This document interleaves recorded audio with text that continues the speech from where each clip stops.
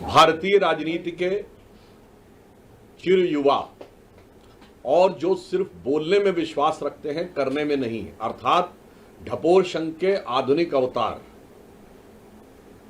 नेता प्रतिपक्ष की मर्यादा को तार तार करने वाले Shri Rahul Gandhi ji,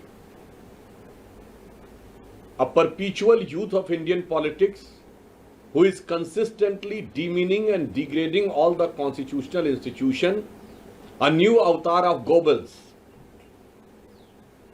is now trying to put forth his frustration of losing power by making an unnecessary, uncalled for and totally false allegation on Election Commission. मैं श्री राहुल गांधी जी से पूछना चाहता हूं कि बिहार में, सिर्फ तथ्य के आधार पर पूछना चाहता हूं, पॉइंट नंबर 1, बिहार में 1 सितंबर तक जिस को आपत्ति है कि उसके कागज नहीं सही ढंग से प्रस्तुत हुए हैं, वो चुनाव आयोग को अपना आवेदन देकर अपना नाम जुड़वा सकता है। आज 10 दिन हो गए। इंडी गठबंधन के कुल बूथ लेवल एजेंट 1,60,000 है। आप 62 लाख को अगर डिवाइड करिए 10 से तो 6,20,000 आता है, और 6,20,000 को 1,60,000 से डिवाइड करिए तो 4.5 के लगभग आता है। यानी केवल 4 से 5 वोटरों का वेरिफिकेशन यदि एक दिन में इंडी गठबंधन के एक बूथ लेवल एजेंट ने किया होता तो अब तक सब कुछ साफ हो गया होता। यह है झूठ की इमारत पर खड़ा हुआ मिथ्या आरोप। आप औपचारिक रूप से कोई चीज वेरीफाई नहीं कर रहे हैं, न चुनाव आयोग को तकनीकी दृष्टि से जो संवैधानिक रिक्वायरमेंट है उस चीज को करने का वो नहीं कर रहे हैं, और आकर प्रचार कर रहे हैं। दूसरा बिंदु, वो बेंगलोर सेंट्रल की सीट के बारे में बात कर रहे हैं, तो मैं पूछना चाहता हूं वो 1 लाख उनके पास आए कहां से अगर चुनाव आयोग का डाटा नहीं था? दूसरा, उन्होंने किसको जारी किया है वो 1 लाख लोगों की सूची? क्या मीडिया को जारी किया है? क्या जनता को जारी किया है? क्या सांसदों को जारी किया है, या चुनाव आयोग को दिया है? दूसरा, मैं कांग्रेस पार्टी और इंडी गठबंधन में पूछना चाहता हूं, श्री राहुल गांधी जी, आप एक ही कॉन्स्टिट्यूएंसी में इतने सिलेक्टिव कैसे हो जाते हैं? उसी बेंगलोर सेंट्रल कॉन्स्टिट्यूएंसी में आप वो विधानसभा दिखा रहे हैं जहां बीजेपी ने लीड किया है, 2 विधानसभाएं चामराजपेट और शिवाजी नगर, जहां कांग्रेस को 60% से अधिक वोट मिला है, वहां पर बढ़े हुए मतदाता क्यों नजर नहीं आ रहे? क्योंकि वहां एक विशेष वर्ग की संख्या अधिक है, माइनॉरिटी डोमिनेंस है, या फिर आपको इस विषय में पता ही नहीं है? और मैं पूछना चाहता हूं, कर्नाटक में आपकी सरकार है, आपके चीफ मिनिस्टर प्रेस कॉन्फ्रेंस क्यों नहीं कर रहे हैं?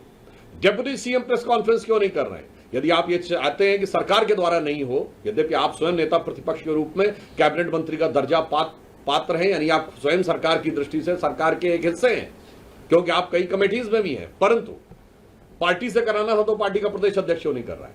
आपके राष्ट्रीय अध्यक्ष आदरणीय खड़गे जी सबसे वरिष्ठ नेता हैं और वो कर्नाटक के हैं।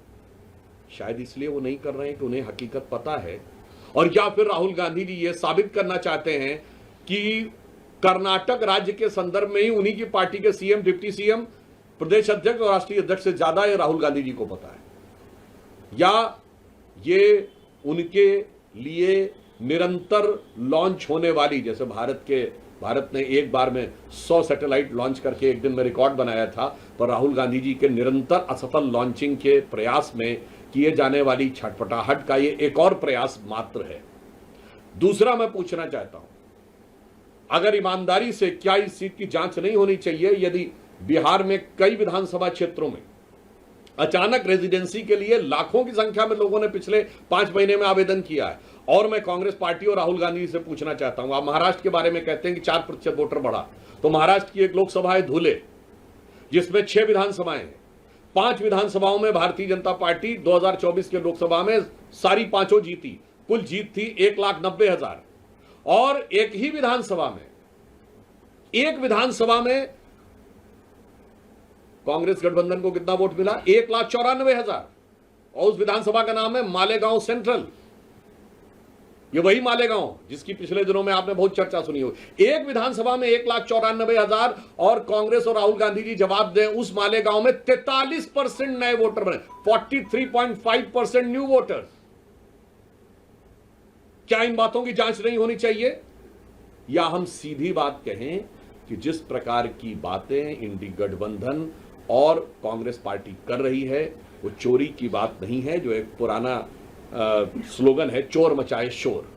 वास्तविक अर्थों में आज विदेशी भारत विरोधी शक्तियों के साथ हॉबनॉबिंग के शक के दायरे में तो कांग्रेस और इंडी गठबंधन के लोग पहले से ही थे।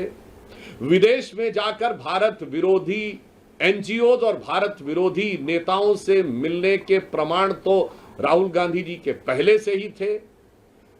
6 मार्च 2023 को सीधे विदेश के भारत में हस्तक्षेप की गुहार लगाते हुए आप पहले देखे जा चुके हैं। अब विदेशी घुसपैठियों के द्वारा भारत के लोकतंत्र पर डाका डालने का यह प्रयास इंडी गठबंधन के द्वारा किया जा रहा है।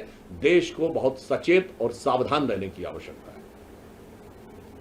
और एक बिंदु मैं और कहना चाहूंगा, राहुल गांधी जी लगातार, और कांग्रेस पार्टी और इंडी गठबंधन, क्योंकि मैं मानता हूं राहुल गांधी जी एक व्यक्ति नहीं है, ये एक विचार है और ये कुछ ऐसी शक्तियों के हाथ के हथियार हैं जो शायद राहुल गांधी खुद भी समझ पाते हैं, नहीं मुझे आइडिया नहीं।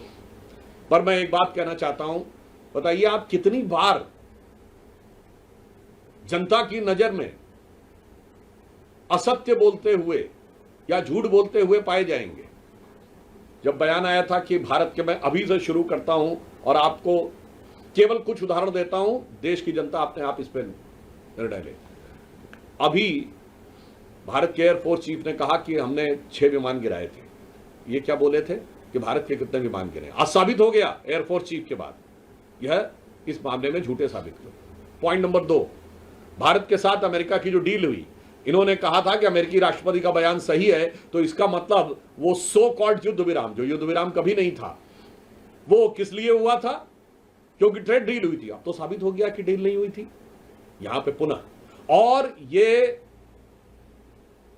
भ्रम, असत्य और झूठ की इतनी लंबी श्रृंखला है। मैं लोगों को याद दिला देना चाहता हूं कि अगर जनता को थोड़ी सी विस्मृत हो गई हो तो वो इनका कैरेक्टर देख लें। इन्होंने राफाल को लेकर झूठ बोला था, राफाल को लेकर हुए नारे को लेकर सुप्रीम कोर्ट के जजमेंट पे झूठ बोला, वो साबित हुआ।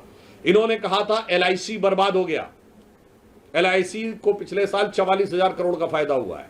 इन्होंने कहा था स्टेट बैंक बर्बाद हो गया, याद करिए 77,000 करोड़ का फायदा है।